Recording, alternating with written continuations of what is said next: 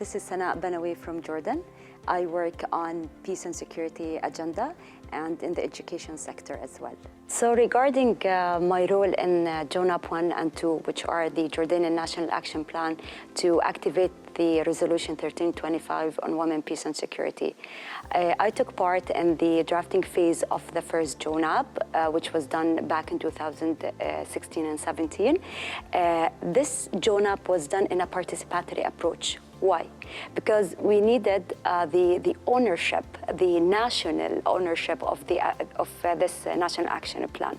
So we started with the national consultations to make sure that we are contextualizing the agenda in a way that meets the local context in Jordan.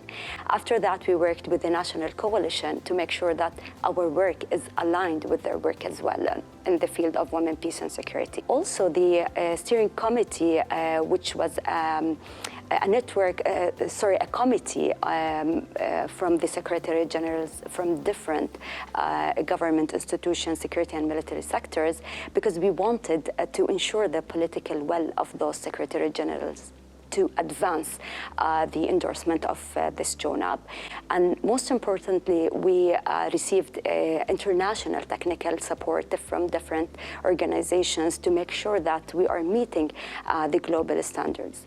The implementation of the first JONAP was done in a participatory approach as well by the civil society organization, government institutions, and military and security sectors.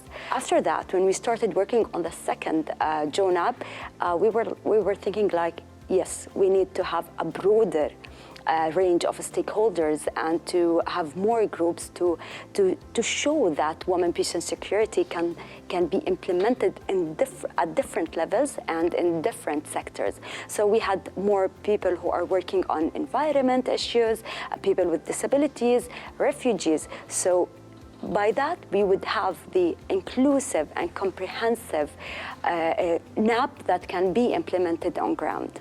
Several lessons have been learned during our work in incorporating women's voices in strategies and policies. Actually, it's not about incorporating their voices. It's not only about that. It's also about engaging women, having women on the table. The meaningful participation of women is very important from zero to the end of the process in the designing, planning, implementation, and evaluation of the whole process. Because having women on the table would bring diverse perspectives and new expertise. This helped us at some point to identify many or a wider range of issues and potential solutions to those issues.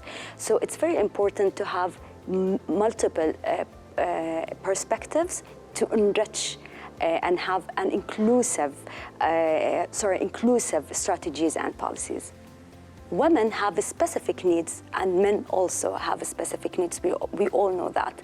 But we need women to voice their needs and their issues to be able to address those issues and come up with solutions. So those voices are important to make sure that, yes, we are there. We're not absent, and your strategies and policies should tackle those issues and should consider our perspectives.